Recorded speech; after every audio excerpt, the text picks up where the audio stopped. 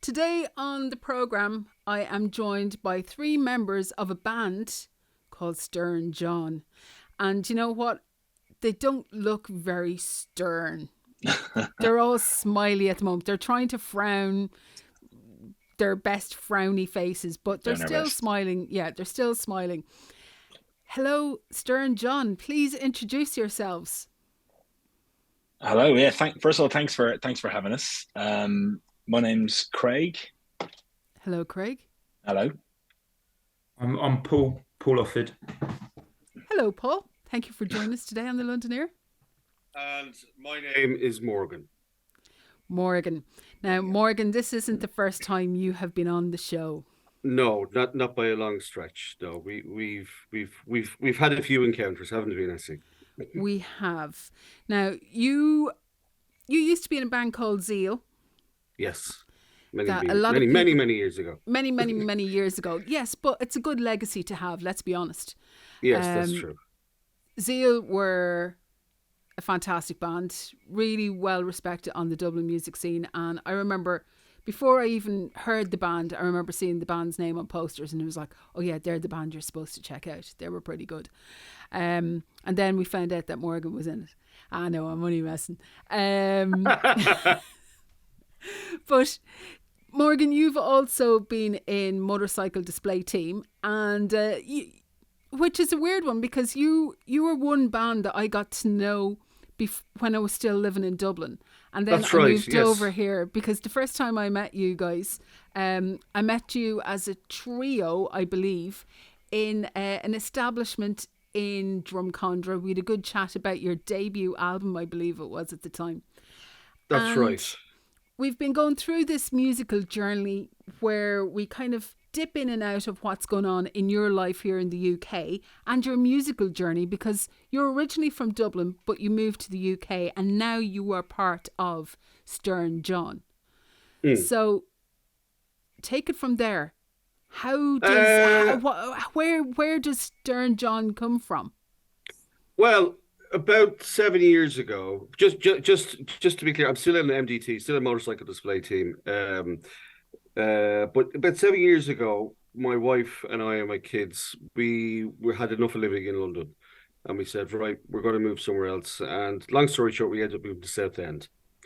As part of that, my son Dylan, when he was in school, he made friends with William. And that William turned out to be the son of Paul, who is now chatting to us. So they were playing football together, and myself and Paul, we just encountered each other a few times at the kids' football, and then it was, I guess, we started kind of getting to know each other a lot better around the summertime because my kids started to play cricket. Now, just my attraction to going to the cricket matches on a Friday was that the bar there was so cheap. And it was on a lovely big park, and the sun was shining and the whole lot. So Paul was there with William, and I was there with my kids, Dylan and Jude. And, it became a Friday night thing. And at that time, he was telling me him and his cousin Craig were getting a band going called Stern John. And the way he described it, I'm not going to describe it now, but I'm going to let Paul and Craig take over. But it sounded like something completely different to what I was doing. And interesting, and it was like, I'd let him know what was happening with MDT, and he'd let me know what was happening with his band, and so forth and so on.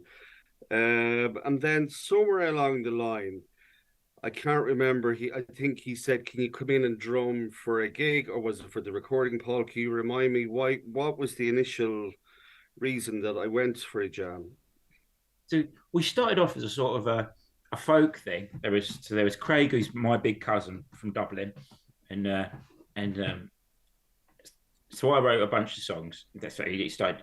Craig started playing ukulele, and that was the sort of take on it. The ukulele through an amp, Craig can tell you more about that, but it was and we had this thing, and we were sort of trying to make noises like drums because we didn't have drums. So originally the idea was the first gig we ever played had a table and a pot, and we dropped knives and forks in it in time to music, stuff like that. Anyway, it was, and we had someone called Alex as well in the band, a girl called Alex, who was sort of three-way harmonies, and she played clarinet. So it's sort of interesting, but not necessarily very good. So what we needed was a great drummer, and we got it. Like, so Morgan comes in and makes it. It's still got a sort of quirkiness. It's still got, and it's still got a kind of folk heart, I'd say. A lot of the songs, they're kind of, they are social commentary in a way, but in a small way, like kind of about local things that mean maybe about bigger things. And but it's but they rock. I think I think, and that's got a lot to do with Morgan and a lot to do with over to Craig, because Craig's probably gives it the most unique thing that we've got, which is like rock ukulele, if you can imagine it. It's loud ukulele when he's got his own sound. So yeah, over to you, Craig. Where did rock ukulele come from, Craig? Yeah, kind of accidental, to be honest. I mean, as Paul tells the story there, my first encounter with Paul's music. Now Paul's playing it down. He's got 2 albums out himself as Stern John. So before I even got involved, he'd already put a couple of albums out of his songs. And I'd helped him do this one gig that he wanted to do, and he had me playing teacups, and he had me dropping knives and forks into bedpans and doing all that kind of stuff. And then he said, "Do you want to join the band?" And I was like, "Well, I've just started playing ukulele. Like, I've been playing the guitar for years, and I just felt I was never getting good at it. Like, I've been playing guitar for like 20 years, and it never really sort of suited me. And I'd got a ukulele. I was starting to really enjoy playing it, and I was like, yeah, I'll join the band, but like, I want to play ukulele in it." And it was trial and error, right? And I think initially, as Paul said, we were a folk band, right? So we were guitar, ukulele, 3-part harmonies with a bit of clarinet thrown in. and that kind of gave us a certain sound. But once Morgan was in the mix, it was like, right, I don't know if you heard Morgan drum, but he's a rock and roll drummer, like, and it was like things have got to change a little bit. And it's like, I think when you're playing when ukulele is the lead instrument, it kind of gives you it creates a problem that you have to solve, right? And I think it's a nice problem to solve. It's like, how do you make the ukulele rock? Like, how do you kind of bring it up to the level that it matches the kind of drums that Morgan's playing? And that was the challenge, I guess. And so over time, it was a mixture of using different amps and a bunch of different pedals to eventually finding a way to really make it stand out and make it loud and make it kind of interesting. So with the ukulele, there's lots of quirks of the ukulele, right? There's no bass strings. So you're straight away playing middle kind of sounding notes. The notes you play are going to be different. So you rely on the bass a bit more to really fill out the bass end of it. It naturally feeds back when you put it through a pedal. When you put it through like a distortion pedal, it has a lot of feedback. So it's like, how can I integrate feedback into what we're doing, and how can we make that interesting? So it was trial and error over a period of time, and now I think it's a real feature of our band. Like, it's playing ukulele through a bunch of pedals, through a really big amp, and playing it in a punk way. I think if I was going to describe our sound right now, it has those folk elements of 3-part harmonies, sort of local songs about kind of local people and local issues, but then with this really big ukulele punk sound as well over the top of it. And so we're still playing around with it, but I kind of feel like we're getting to a really good place in the sound. But it's been trial and error. Where are you from originally? Originally, well, so I grew up in Dublin. I knew you were going to ask this question, by the way, because I've got a funny accent. But I was actually born in London, but my family moved to Dublin when I was 6, and then I've been living here now in London for about 20 years. So my accents are a kind of a funny mix of, like, people think I sound like I'm from the West Country of England, but I'm not. I grew up in Dublin, but I have a funny twang. It's interesting. I asked that because there's this guy I know, Robin James Hurt, who is a fantastic folk artist. He's from Scotland, and he recorded years ago. He recorded an EP. What was the name of the album? He's gonna kill me for not remembering the name. It was really good. It was like the Band of Midnight Blues or something like that. I can't remember exactly, but it was really, really good. But he had all these English sounding, what I would have considered growing up, or even now, I would have thought that they sounded like English folk songs, if that makes sense. Yeah. There was one song in particular, actually it could be called Yarmouth Town, and it was very Won't you come down to Yarmouth town? You know, this kind of thing that you would consider. The vibe I'm getting from you is you might get a little bit of that, but you throw in maybe a little bit of Dexys in there as well, and some other little sprinkling of weirdness and quirkiness. Yeah, I mean, I think that. Sorry, Morgan, but I think we're like where Paul's from and kind of where Morgan's from. It's the estuary, right? It's the Thames estuary, and the Thames estuary has a long history of. I mean, it's kind of where in some ways where punk was born in some ways, you know, but it's got a long history of folk like Essex and Suffolk. There's a lot of English folk that's happening around that area, and then if you mix that in with, you know, the kind of sound of like Wilko Johnson and some of those other bands that came from that area of London, really, I guess not be London, it's outside of London. It has a very interesting sound. That kind of from visiting Paul down there and going to see bands down in Southend. There was always a certain sound or a certain quirk of bands from that area. They always had their own little vibe. It was very different to what I was hearing in London or what I was hearing in other parts of England. And I think in some ways we're trying to tap into that a little bit. That kind of just outside of London, slight outsiders, kind of a little bit Essex, a little bit kind of knees up Mother Brown kind of stuff, but like, you know, really mixed in with, you know, this long tradition of, you know, like pub rock, I guess it was back in the 70s. It was called the precursor to punk.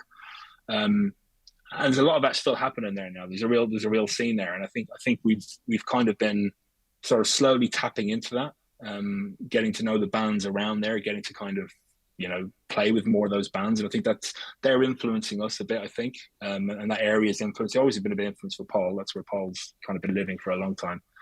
So it's an interesting place. I think that's, you know, it's kind of a small town beside a really big city. And has an interesting sound. I think you brought up a really interesting thing there as well, and about the river, because that was where people came to London. That's where people, they came on boats, they pulled into their little ports, they had like all the taverns going way back would have been just a mixture of all these cultures and sounds. And it makes sense that if there are these little centres of quirkiness and, you know, something that you're not going to get in central London, it makes sense that they're there. Yeah. I also think it's a place where, you know, people when they want to escape from London, you know, you're talking about let's get out of London. People are thinking like, where am I going to go, right? And some people will go, right, I'm going to go far off. Southend is like, it seems to be a hub for quirky people who sort of still want to sort of have London there if they need it, but kind of want a bit of distance from it at the same time, you know. And so it's a real mixture of, I mean, right, it's Essex, right? It's also pure Essex at the same time, but it has a mixture of other types of people. There are little subcultures going on there in what is relatively a small town, right? So I think it's quite a lot of people like escape to London just out there. So it kind of attracts a sort of I don't know. There is a subgenre of people who go out there, I think. And it's still only, an hour and a half or 2 hours away on the train if you need to get in? Not even. No, it's 40 minutes, 45 minutes. There you go. It's so close. Yeah, it's very close. Maybe you should move to Southend rather than... I've already said to my listeners. Don't tell my listeners. I was going to say that, yeah. It's cheaper. It's a lot cheaper than London. And it's got a really good music scene. It's like got a brilliant music scene, I'd say. Yeah. So tell us about the scene then in Southend. You say there's a brilliant music scene. How many venues are there? What are the... Because you get the impression, I think, that it can be quite disheartening. I spoke to a couple of bands recently, and there was one band in particular. People say they're going on a UK tour. They're not going on a UK tour. They're going on a tour of 4 places that they know they're going to sell out. And sometimes it feels that people or bands, maybe it's because money issues or whatever, they don't do a full tour anymore. They just pick a couple of spots. But there was one artist in particular that was doing a proper tour and we're doing a lot of dates. And it's like, if you really want to get to the people, convert people, know that you're going to make actual fans of your music because they've seen you live, you have to get out there and do it. you have to get out there and get the bums on the seats, or you have to play. If it means on a Monday night you play for 10 people, you might end up with 10 fans, but those 10 fans are going to be with you for life. You know, if they saw you in this place on a certain time and you made them feel special. So there's a lot of, I think, places outside the main hubs can just be forgotten about, can be left aside for no good reason, really. There's a bad, like the leaders of our scene, I'd say, like the sort of the godfathers and godmothers of it. They're a band called the Tuppenny Bunters, and they've just done a tour. They've toured everywhere. Like they're amazing. Like that and it's a husband and wife. One of them gets on a piano, tends to like play on an upright or whatever, and the other and drum, and they swap drum to swap, and that's what they do all over the country. You can take it anywhere, and they're kind of, they've got that sort of slightly sort of quirky, interesting, but very sort of arty thing going on that sort of characterises probably the Southend scene. The nice thing about it is that it's quite self-sustaining. Like if we play a gig in Southend, we'll probably play to a full room. There will be people come out just for local bands, just for not just like tribute acts or whatever. There's a whole scene where people know and will turn out for you, and if you put on someone puts on a little festival, like a day festival at a venue, people will go. You kind of, and it will get, be stuff about it on Facebook, and there'll be like a little bit of excitement going around on like, so which I've always really liked. I think it's really good, and we're sort of so that gives us a sort of a base, if you know what I mean, a bit of confidence to launch from, which has been really nice this year, when we've really been kicking it off basically over the past year, what we're doing. And it's sort of started in Southend, and now we're starting to play other places as well, but we've always got Southend, if you know what I mean. I think that's really positive to know that you have that local scene like that, because if you put on most radio stations here in the UK, if you pick up, well, you can't pick up magazines anymore because they're not printed, but if you pick up your phone and read an article about venues, people will tell you that the music scene is dying. But to know that if it's on that local level and that people are going out in your area and you know that there's a scene there, that's really, really encouraging. Yeah, come sometime. We'll when we put on a night, next time we put on a night, we'll invite you. See what you think.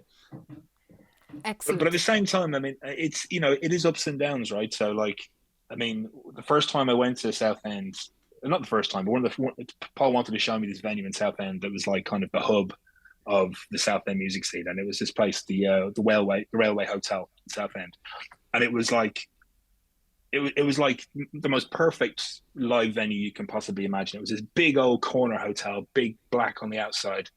As soon as you walked in, there was a grand piano there, and there was a band playing pretty much as soon as you walked in. There was this great big horseshoe bar. Then there was 2 or 3 floors, and on any given night, there'd be a band playing downstairs. There'd be like a ska band playing upstairs. There'd be like some club going upstairs, and it was the same couple that Paul was talking about earlier on that ran the place. And it was shabby, and it was, it had a picture of Wilco Johnson over the front, but it was a really magical place. And if you speak to anyone from the Southend scene, they'll know about that place. But it was a victim of the lockdown. During the lockdown, it couldn't sustain itself. And it didn't survive that. It was thriving until that. The lockdown killed it, and the brewery felt, let's turn it into flats or whatever they're doing to it. So there was that period where people in Southend had this like central hub from which to, that was where they met. That's where they formed bands. It's where most of the bands you'll meet in Southend will say, oh yeah, we met each other in the railway, or like there's some story to do with the railway that they can talk about. It's not there anymore. So I think there was this little period where it's like, what do we do now? And then off the back of that, it feels like over the last sort of year or two, as people have started coming out, these little venues are popping up, and people are playing in kind of, there's like a Cafe 21 in Southend, and during the day it's just like a kind of brunch place, but every single night it's got live music, and it's always full, and there's always bands playing there. So other little places are springing up, right? They're not as cool as what the railway was. Like the railway was a really special place, but there's an unwillingness, I think, among certain people there to let that scene die, and I think that's really special. I think it's popping up in other places. So yeah, it's interesting in that respect. But you're right. I mean, it's like live music. I mean, I live in Hackney, and venues are closing down here. You occasionally get some opening, but it's there's a whole bunch that have closed down the last sort of 4 years that used to be regular places where I'd been looking for us to get a gig there, but it's harder now. Like there's less places there now. But then you also see seeds of, even within that, you see the odd new venue opening. So it's kind of, I don't know. I wasn't sure how it was going. I felt like places were closing, but I'm seeing seeds of things opening. I don't know if that's going to sustain itself or it's going to, but yeah. I guess as things change and we all get a little bit older, though, scenes change and the centers of scenes change. So it might be a thing that multifunctional venues are the way forward to sustain a live music scene, like the coffee shop. I mean, I've always said I would love to have a record shop with one of those laundromat things next door to it, and have vinyl and wine in the evenings. I would love to do that. If somebody wants to give me the money to do that, I will set one up I'll have a whole network of them across the country. I would love to do that. But it's it could be a thing that's what has to happen for the live music scene, and because it is so hard for it's just, life is so hard for everything right now. It might be the way to collectively sustain businesses and music and everything, that this is the way things have to go. I think you're right. I mean, I think that gig we talked about, the first gig we played at was a venue in Hackney called Paper Dress Vintage, and during the day it's a secondhand clothes shop, and during the night they put on gigs. The place opened in Hackney, in where I live, just down the road from where I live now, is Earth Bar, and it's a restaurant most of the day, and then in the evening it has gigs on. So I think you're right. I think it's these multifunctional places where they can kind of make money all day. They can't just rely on what's happening at nighttime, what's happening during the daytime. I don't think that's a bad thing. Like, if you can get the licensing for it and you can let it happen, it's a good thing, But I think the days of like the dedicated live music bar, they're numbered. Like, there's a few out there. Like we played down in Deptford last weekend at the Bird's Nest. You might be familiar with it. That's still an out and out rock, dirty old rock pub. Like, it still has that kind of vibe. And there still are a few places out there that still going for it, But yeah, you're right. This more often than not, they're doing more than one thing to make ends meet. Now, I mentioned there that like everywhere, I don't know. It feels sometimes like the UK right now is having a harder time than other places with cost of living and all that kind of stuff. And I can't get political on this show, which is probably just as well.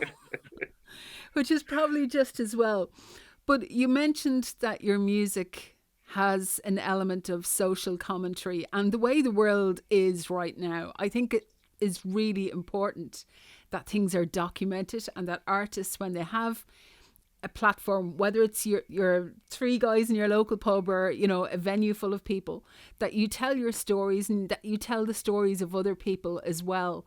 That's where folk music comes from. So what are the things that you talk about and the stories that you tell in your music? Well, one of our opening songs, the chorus is, compassion's out of fashion, greed is all we need. It's understood that there's no common good no more. It's a social, it's a take on, and it was supposed to be a kind of, Father and Son by Cat Stevens, generational thing. It's a conversation, isn't it? Well, this is a conversation between an older people kind of thing, who kind of had probably kind of started a kind of socialist society, like a way of being, and hoped it would happen. The old guy, and then there's a sort of younger person with a different. I've got to provide for my family. I've got nothing against you or whatever, but my priority is to provide my. So that's one of those songs. Absolutely, and they go from that to there's one about potholes. It bugged me actually that the council never fixed the potholes on our road, and that was the start of it. This is but it was endemic. Basically, we were kind of the poor area of town, and it occurred to me that things like that aren't getting done, but they are getting done elsewhere. But in these kind of times, it's those sort of areas that miss out maybe, and so it was kind of trying to take the small things you see, but reflecting big issues on quite a lot of the songs that we do. That's the sort of approach that we take. Yeah, it reminds me of recently the local library closed here, and they say it's for renovations, but there doesn't look like there's any renovations happening on the building, and it doesn't look like they have any set time frame for those renovations to be done. And it's like, you're just not going to open it again, are you? Yeah, where's the bookstall gone? I don't know. I know that up Lewisham Way they have a red phone box that is now one of those libraries, the public library. You leave a book, take one. Apart from that, I have no idea, because this is the thing. Where are all those? They're trying to cut back. They're trying to do all these things, but where are the books going? It's a good one. Good topic for a song. Yeah, are they even giving them to the local kids to read? Because I doubt it. Yeah, I mean they're the sort of things. It's those things. It's those things you kind of notice, and you kind of think someone's benefiting from this. Someone's making money from this, and it's not the people aren't benefiting are the people who used to use that library, or the people that used to drive on that road. Or we've another song, BHS, which is about like the death of the BHS. Right, I never shopped in the BHS, right? But that story about how a high street institution was plundered by the rich, right? Yeah. It's that same story. And we've got involved in, like, they were trying to close down the jazz club in Southend. They're hosting it in like a kind of community centre, and they're trying to say that like we can't fund a jazz club in Southend anymore. And we got very involved in that because we felt like this is an example again of like they're basically trying to push out the arts in order to sell this building, obviously, and whatever they want to do with it, will turn into flats, whatever they want to do with it. So all these things that are closing down, someone's making money out of it. Someone's making money out of the railway hotel that used to be the place we used to go and listen to music. Someone made money out of the BHS. Someone's making money out of that library at some point. And I think that's probably the core of what we talk about really, is that, there's normal people that are kind of being affected by these things, and there's someone making money out who just doesn't care about the common good. Like that concept of the common good is kind of out the window, and it's the people on the ground level that are feeling the effects of that, and it's across the board. On a slightly optimistic note, we didn't save it. The jazz club, it got saved. Their venue and everything. It did. It was not just us, but we joined in with all the complaints, and there was a local election happened, and it got saved. So that's good news. That is good news. I hate jazz, but that's good news. Why, out of the 4/4 rhythm, is it? Out of the comfort zone, you don't know what to do in a 5/8. Yeah. If I have to listen to anyone else apart from me, that's no.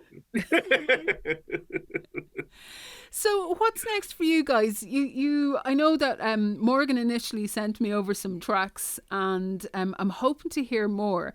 But what you're doing really now is, I've really enjoyed our conversation on finding out where you come from, and getting to know you more and about your music and what you stand for. It's nice. I love when you can stand for something and you can portray that in your art, and you can blend the two. So it gives not only your music, but it gives the band an identity. And I think it's so important, if you want to do something, to have an identity. There's so many people who get into rock bands or get into whatever, and they're just another rock band. And you need to have that little something to set you apart from everything else. And when you've thought about what you want to do, when you've kind of merged all these different influences, it makes something unique. Yeah. And I think that's really important. So when you have this now, what's the next step for you guys as Stern John? So I think so right now we have the EP we put out. At this stage, it's a couple of years old. So I think our real plan now is to really go back in and record. We now have a raft of songs that we're really, we've been gigging quite regularly. We've got to a really good place. We want to get them down in the next couple of months. That's going to be our focus. I think is just get those recorded. But I think we have quite a few. I think in the new year, then the focus is going to be more about then getting out and playing. We've got a few things coming up. We've got a sort of a punk festival up in Nottingham that we're doing in the new year. We've got a couple of gigs we set up in Southend. We'd love to kind of get a chance to move over to do something in Ireland, like go and play some gigs in Dublin or something like that. So I think the focus now is going to be getting these songs down that we have, and then doing it in our own way as well. Like kind of spending the time to really. I feel like we finally got to a point where we're understanding our sound now. It's about how can we kind of capture it in a way we're happy with. So I think that's going to be the focus initially, but peppered through that is going to be some gigs. And then in the next year, I think we want to really kind of hammer the gigs in, really start playing a lot. We've made some good connections over the last year. And I think it's kind of sort of to say, okay, hey, remember us? Let's do something together and start playing some gigs basically, is the plan, and get some stuff out. It sounds like your whole set as well would go down really well at a festival. Yeah, but loads of people have said that to us, and yeah, absolutely. We played like a folk festival last year. It's probably one of the highlights of the gigs we played last year down in Leon-Sea near Southend. It went down like a tree, and it's tricky to get on those things, right? The funny thing about festivals, it's all like, show us your Facebook, show us your Snapchat, show us your, and so like. It's about it takes time to meet the people who are booking the bands, who can get you in there, who kind of build your reputation and kind of make those connections. If you're just sending them like links to your Instagram, it's not that's not us, right? The pictures you see on Instagram, that's not the band. You have to come and see us. You have to, that then you'll know what we're about. So it's hard to make that kind of initial connection. So we're hoping we've met a lot of people over last year. We're hoping to kind of capitalize on that and get on some festivals. I think that would be the ideal situation, absolutely, to have a bunch of those to play next summer.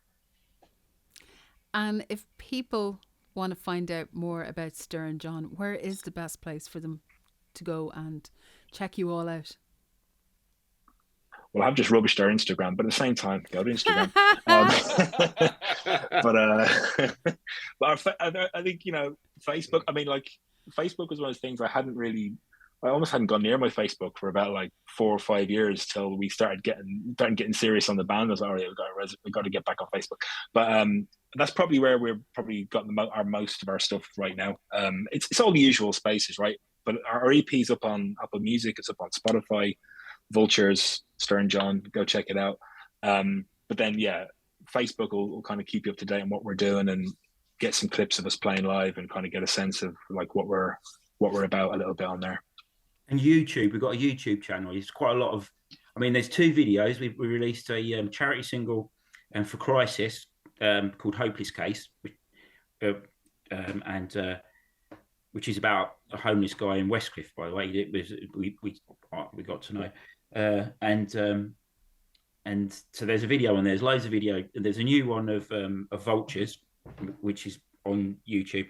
And lots of what we say, we kind of, I like to think we're probably at our best, maybe, or live. Like, so like there's lots of live videos. If you want to see what we check us out, what we do, then there's a lot of stuff on there, a lot of live stuff as well. And we'll keep putting live stuff up. As we write new songs and we play it, we tend to chuck the song up either on Facebook or on YouTube. What do you think of the new song? That sort of thing. So you can sort of come with us, I suppose. Brilliant. It has been lovely to get to know you, Craig and Paul, and sure, Morgan. Like, you might as well have your own little corner here on the London Ear at this stage, or the Southend Ear, whatever we're going to call it now. I'll be chasing. There's a new MDT thing coming out soon as well. That I'll be dropping a mail if you wouldn't mind a bit of a play of that as well. Hold on. Is he allowed double job when he's doing it on Stern John? No, I mean, I'll tell you, MDT are our brothers. Like, we actually play a lot of gigs together now. It's just to make it easy for Morgan. Well, not make it easy for Morgan, but he plays a lot of back-to-back sets. Either, we'll go on first, or MDT will go on first, and we just sort of he plays 2 sets back-to-back. So he only has to move the drum kit once, then, is it? Exactly, yeah. Not even. I just. I had a song out recently called "Trying to Save the World with a Song," which I thought was brilliant. Just to say, so look out for that as well. Thank you, Paul. Cheers. Listen, it has been lovely catching up with you and getting to know you all, and hopefully we'll meet up in person really, really soon. And I'm looking forward to hearing more of your music. So thank you so much for joining me today on the show. Cheers, Nessy. Thanks very much. Cheers, thank you. Yeah, thank you. Thanks for having us.